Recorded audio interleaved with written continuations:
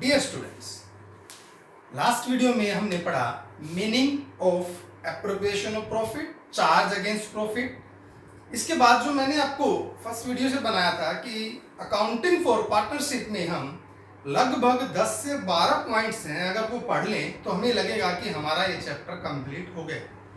इसी कड़ी में लगभग हम 7 पॉइंट्स पढ़ चुके हैं। आज के जो हमारा टॉपिक है, आज हमारा जो वीडियो है वो 8वां जो टॉपिक है, 8th जो टॉपिक है इस चैप्टर का, उसको लेकर बना रहा हूं, जिसका नाम है calculation of interest on drawing.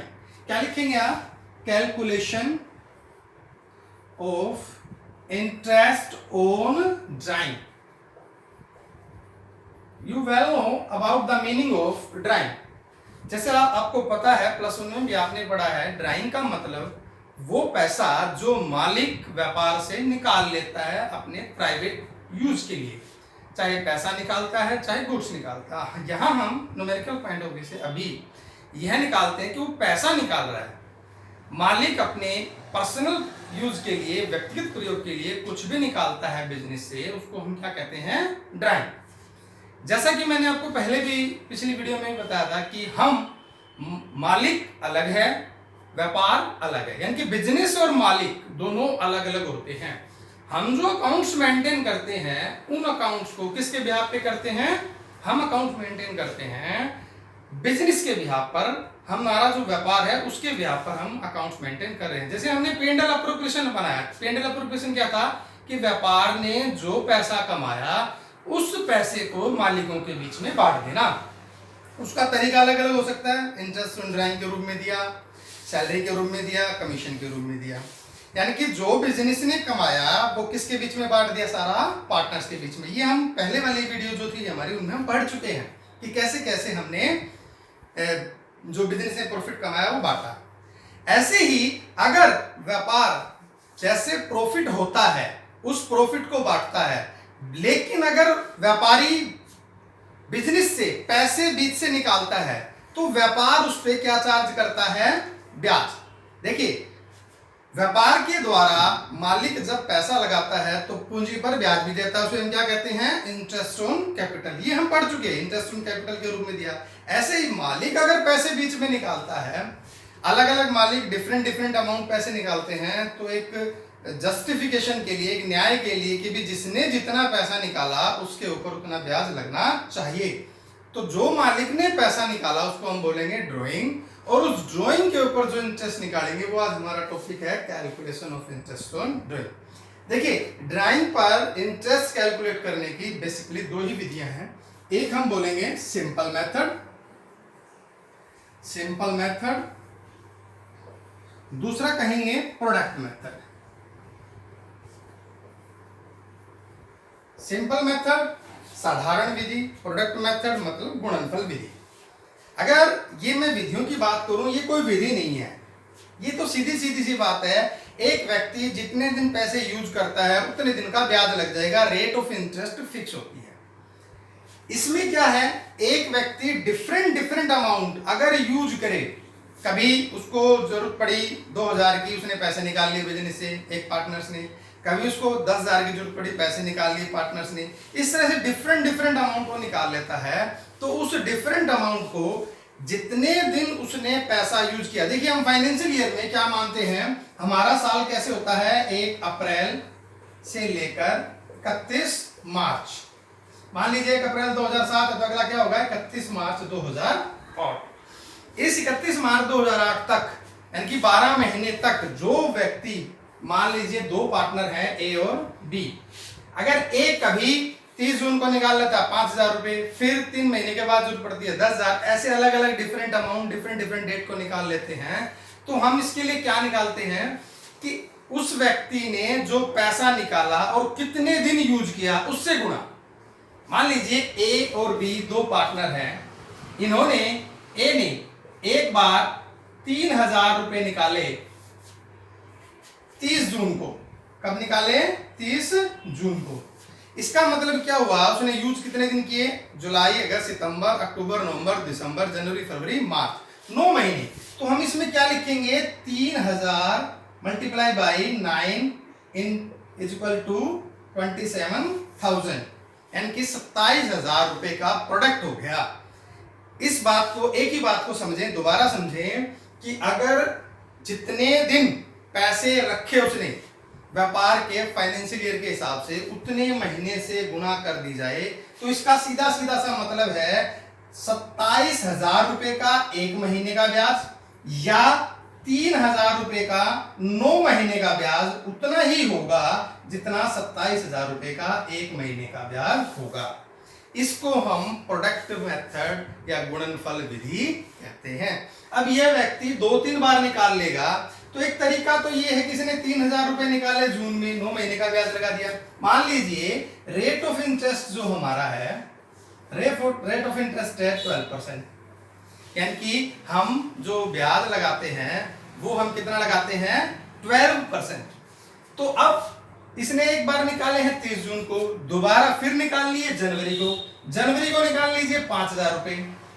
तो जनवरी 1 जनवरी को निकाली, जनवरी फरवरी मार्च, कितने दिन यूज किए इसने 3 महीने। या इसको हम कैसे कह सकते हैं 5,000 इंटू 3 इट मीन्स 15,000 का एक महीने का। देखिए या तो ऐसे निकाल लो आप या फिर ऐसे निकाल लो, एक ही बात है। इसका मतलब क्या हुआ, जब हम इस तरह से निकालते हैं इसको क्या बोलते हैं product method. I repeat again, मैं दोबारा फिर आपको बता रहा हूं कि जब एक व्यक्ति एक पार्टनर से डिफरेंट डेट को पैसे निकालता है तो हमें यह देखना होता है उसने फाइनेंशियल ईयर में कितने दिन वो पैसे यूज किए। अगर उस पैसे की हम उतने ही महीने से उससे गुणा कर देते हैं तो उसको क्या मिलता है, वो क्या बोलते हैं उसको प्रोडक्ट। अब इस बात को मैं सिद्ध कर रहा हूं। देखिए अगर 12% की रेट ऑफ इंटरेस्ट है तो इसने 2 ही बार निकाले हैं। अब इसका तरीकों को हम क्या करेंगे, इसने एक बार निकाले 3,000 रुपए और 9 महीने के लिए, रेट ऑफ इंटरेस्ट क्या है 12, इसको 100 से मल्टीप्लाई करेंगे, सभी को पता है कितना हो गया 270। 5,000 निकाले कितने महीने के लिए 3 महीने के लिए, कब निकाले थे 1 जनवरी को। 1 जनवरी निकाला तो जनवरी फरवरी मार्च, हमारा अकाउंट्स कब बंद होते हैं 31 मार्च को। 3 महीने के लिए निकाले तो 3/12 या 3/12 मल्टीप्लाई बाई 100, ये कितना हो गया 150, 150। इट मीन्स इसका टोटल ब्याज कितना हो गया 420। इसको इंटरेस्ट कितना देना चाहिए 420। इसी बात को मैं अगर प्रोडक्ट मेथड से करूं तो कैसे करूंगा, इस 3,000 को इसने कितने दिन यूज किया 9 महीने, तो इसका मतलब इसका प्रोडक्ट कितना बन गया 27,000 रुपए। 5,000 रुपए को इसने कितने दिन यूज किया, यूज का मतलब है फाइनेंशियल ईयर के एंड तक। अब उसने ये पैसे कब निकाले थे 30 जून को। 30 जून का मतलब है 12 महीने का हमारा फाइनेंशियल ईयर होता है, तो 9 महीने यूज किए इसने, कितने 3,000 रुपए। अब 5,000 इसने कब निकाले हैं 1 जनवरी को, कितने दिन यूज किए जनवरी फरवरी मार्च। इसको हम कितना करेंगे, इसका मतलब इसका प्रोडक्ट कितना हो गया 15,000। इसका मतलब 7 5 2 1 42,000। अब ये प्रोडक्ट हो गया। प्रोडक्ट मींस क्या कहेंगे 42,000 को आप एक महीने का ब्याज, ऑलवेज जितने भी दिन आ जाए आपके, जितना भी प्रोडक्ट आ जाए उसका ब्याज कितने का लगेगा, इंटरेस्ट कितने का लगेगा 1 मंथ का। 1 मंथ के इंटरेस्ट के लिए 1/12। रेट ऑफ इंटरेस्ट हमारी will be same, rate of interest will be same. इसको अगर हम मल्टीप्लाई करें और इसकी कैलकुलेशन करके निकाले तो कितना आता है 420। In case 420 both are the same. ये स्टूडेंट्स आई थिंक सो आप समझ गए बात कि मैं प्रोडक्ट मेथड के बारे में आपको क्या बताना चाहता हूं कि प्रोडक्ट मेथड ऐसा मेथड है जिसके अंतर्गत आपको अलग अलग से कैलकुलेशन करने की आवश्यकता नहीं पड़ती। जैसे इसमें आपने 3 पहले तो निकाला 9 महीने का इस अमाउंट का ब्याज, फिर निकाला आपने 3 महीने का ब्याज इस अमाउंट का, फिर उनको जोड़ा। ऐसे मान लीजिए उसने 6-7 बार निकाला तो आपको 6-7 बार करना पड़ेगा। दूसरा तरीका क्या है, जितने पैसे निकाले और कितने दिन यूज किए, यूज का मतलब है at the end of the financial year. वहां तक हमने 30 जून को निकाले तो कितने दिन यूज किए 9 महीने। ये 1 जनवरी को निकाले कितने दिन यूज किए 3 महीने। मैं ये कहता अगर 1 अक्टूबर को निकाले तो आप क्या कहते अक्टूबर नवंबर दिसंबर जनवरी फरवरी मार्च, यानी कि 6 महीने आ जाता। उस प्रोडक्ट को कितने से, 1 महीने का ब्याज। 1 महीने का ब्याज क्या होता है, 1/12 ऑलवेज। चाहे 10 प्रोडक्ट आ जाए, आपको प्रोडक्ट का सम करना है और प्रोडक्ट का सम करके 1 मंथ का ब्याज कैलकुलेट करना है। 1 month interest always to be equal from जो आपने अलग अलग निकाला है उसके बिल्कुल बराबर आपको वो ब्याज मिलेगा। तो प्रोडक्ट मेथड के बारे में आपको मैं सीधा सीधा सा अगर मैं बताऊं, प्रोडक्ट मेथड एक ऐसा मेथड है जिसके द्वारा आपका टाइम और समय बचेगा। जब 2, 3, 4 ऐसे पार्टनर्स हों और वो अलग अलग डिफरेंट टाइम इंटरवल में पैसे निकालते हैं, उस पैसे का टाइम इंटरवल अलग अलग होता है, तो हमने यह देखना है कि किसने कितने दिन के लिए पैसे यूज किए, उतने ही मन से जो बचा हुआ महीना है, जितने महीने उसने यूज किया उससे गुना करेंगे, प्रोडक्ट आ जाएगा और 1 महीने का ब्याज निकाल देंगे। सिंपल मेथड, अगर हम सिंपल मेथड की बात करें तो सिंपल मेथड इसी को कहेंगे।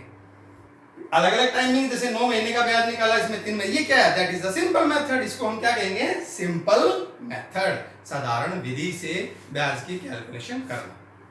अब ये सिंपल सी बात थी कि अगर हम कैलकुलेशन ऑफ इंटरेस्ट की बात करें, इंटरेस्ट ऑन ड्राइंग की, तो हमारे पास 2 ही मेथड होते हैं, सिंपल मेथड और एक प्रोडक्ट मेथड। अब आपकी बुक में 6 ऐसी बातें लिख रखी हैं। 6 बातें आपकी बुक में कैसी लिख रखी हैं भाई, जैसे उसके बारे में क्या बता रखा आपकी बुक के अंदर, आपकी बुक में ये बताया हुआ है कि अगर कोई व्यक्ति हर महीने की प्रथम तिथि को पैसे निकाले तो उसको कितना ब्याज लगेगा। उसमें 6 बातें कैसे कैसे हैं। यदि एक पार्टनर महीने की फर्स्ट डे, हर मंथ की फर्स्ट डे को पैसे निकालता है और इक्वल अमाउंट निकालता है 12 महीने। देखिए इसमें 2 बातें आपको विशेष ध्यान रखनी है। एक तो जो डेट होगी ना, date of withdrawal, date of withdrawal जिसको बोलेंगे, यानी कि पैसा निकालने की डेट, वो हमेशा सेम होनी चाहिए। दूसरी बात, अमाउंट सेम होना चाहिए। जैसे एक व्यक्ति प्रथम तिथि को निकालता है 2000 रुपए, ए और बी साझेदार हैं, वही हमारा ए और बी साझेदार है। ए 2000 रुपए हर महीने की प्रथम तिथि को, फर्स्ट डे को निकालता है और 12 महीने तक निकालेगा, तो कितने पैसे उसने निकाले, 24,000। अब जो 24,000 इसने निकाले हैं, 24,000 को हमने क्या करना है, 6.5 महीने का ब्याज लगाना है। रेट ऑफ इंटरेस्ट वही रहेगी जो क्वेश्चन में गिवन है। अब आप ये ध्यान रखें, ये महीने हैं, रेट ऑफ इंटरेस्ट हमेशा क्वेश्चन में गिवन होगी। बहुत सारे स्टूडेंट इसको क्या कर देते हैं, rate of interest, both are different, दोनों अलग अलग चीजें हैं। ये हम जो निकालते हैं, जो आपकी बुक में है, हर महीने की प्रथम तिथि को निकाले तो ब्याज कितने दिन का लगेगा, 6.5 महीने का।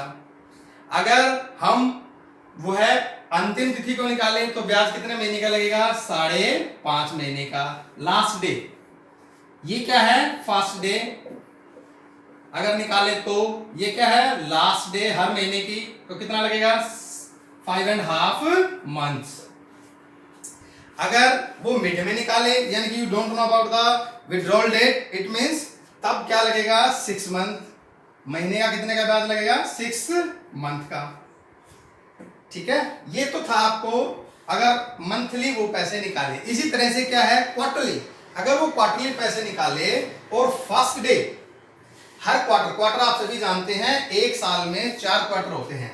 जैसे पहला क्वार्टर कब होगा, 1 अप्रैल टू 30 जून, अगला 1 जुलाई टू 30 सितंबर, अगला 1 अक्टूबर टू 31 दिसंबर, लास्ट क्या होगा, 1 जून टू 31 मार्च। ऐसे ये 4 क्वार्टर होते हैं। अगर हम क्वार्टर की बात करें तो 3 महीने का 1 क्वार्टर होता है, तो ऐसे 4 क्वार्टर हमारे होंगे। अगर वह क्वार्टर की प्रथम तिथि को, यानी कि फर्स्ट डे को, 1 अप्रैल को पैसे निकालता है 2000 रुपए, तो 4 क्वार्टर में कितने निकाले उसने, 8000 रुपए। लेकिन ब्याज कितने महीने का निकलेगा, अगर वह first day of every quarter withdraw amount करता है तो कितने महीने का ब्याज लगेगा, 7.5 महीने का। अमाउंट कितना होगा, अगर मैं सभी केसेस में 2000 लगाऊं तो इस केसेस में कितना होगा, 2000 मल्टीप्लाई बाई 12, 24,000। इस पे कितना लगेगा, 5.5 महीने का। रेट ऑफ इंटरेस्ट वही रहेगी, इस पे 24,000 रेट ऑफ इंटरेस्ट वही रहेगी जो क्वेश्चन में गिवन है। इस पे अगर वो 2000 निकालेगा तो अमाउंट कितना बनेगा 4 क्वार्टर का, सिर्फ 8000, क्योंकि 4 क्वार्टर बनते हैं एक साल में, 2000 हर क्वार्टर निकाल रहा है तो 8000। और ब्याज की रेट क्या रहेगी, वही जो क्वेश्चन में है, मंथ कितने होंगे 7.5। ऐसे ही अगर वह एंड में निकाले, क्वार्टर के एंड में निकाले, एंड का मतलब कोई मुझे बताए एंड में क्या है, एंड का मतलब ये हुआ कि हर क्वार्टर की एंड तारीख, यानी कि इस तारीख को 30 जून, 30 सितंबर, 31 दिसंबर और 31 मार्च। इस केस में पैसे कब निकाल रहा है, 1 अप्रैल, 1 जुलाई, 1 अक्टूबर, 1 जनवरी।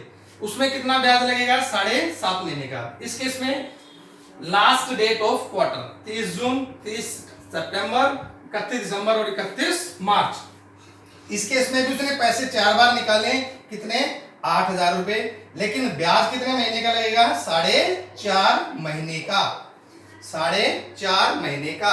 और बीच में अगर बीच में, यानी बीच का मतलब ये हर क्वार्टर के बीच में ये नहीं पता चलता कि उसने किस डेट को, कितने तारीख को पैसे उसने विड्रॉ किए, उस केस में हम कितना ब्याज लगा देंगे 6 मंथ। 6 मंथ का क्वार्टर कितने हैं 4, वही 8000 रुपए का लगेगा, कितने महीने का 6 महीने का। रेट ऑफ इंटरेस्ट मैंने हर उसमें क्या माना है 12%। रेट ऑफ इंटरेस्ट मैंने क्या माना है 12%। आज की इस वीडियो में सिर्फ इतना ही। मैं थोड़ा सा एक बार आपको इसमें ब्रीफ कर देता हूं। हरियाणवी, अगर मैं एक नई मुहिम इसमें शुरू कर रहा हूं कि हरियाणवी सार की अगर मैं बात करूं, हरियाणवी सार इसमें क्या है, अगर मैं सारी बात को हरियाणवी भाषा में आपको एक्सप्लेन करूं और मैं बताऊं तो सिंपल सी बात है भाई, 2 या 2 से अधिक आदमी, 3 आदमी, 4 आदमी पार्टनरशिप में है, अगर पैसा व्यापार से निकालेंगे तो क्वेश्चन के अंदर ब्याज की दर दे रखी होगी। जिस आदमी ने जितने दिन रुपये यूज करे, उतने दिन का ब्याज लगेगा, चाहे उसने सिंपल मेथड से काट लो, चाहे उसने प्रोडक्ट मेथड से काट लो। प्रोडक्ट मेथड भी वही है कि एक मानस ने कितने दिन के रुपये यूज करे, क्योंकि उसमें क्या काट ला, एक मानस कितने दिन बढ़ते, 6 बार काटे तो 6 बार के जोड़ लिए और उसका ब्याज काट दिया। इसमें अलग अलग एक बार कितने दिन बढ़ते, एक बार कितने दिन बढ़ते, एक बार कितने दिन बढ़ते, उसका काट दिया। तरीका वही है। या व्यापार की है आमदनी, और व्यापार की आमदनी क्या में जुड़ेगी P&L अप्रोप्रिएशन की क्रेडिट में, और लिए किस तरह ये साझेदार आता है। इसका मतलब है पार्टनर्स की कैपिटल अकाउंट के डेबिट में लिखे जाएंगे, जड़े ड्राइंग लिखी जाएगा। धन्यवाद।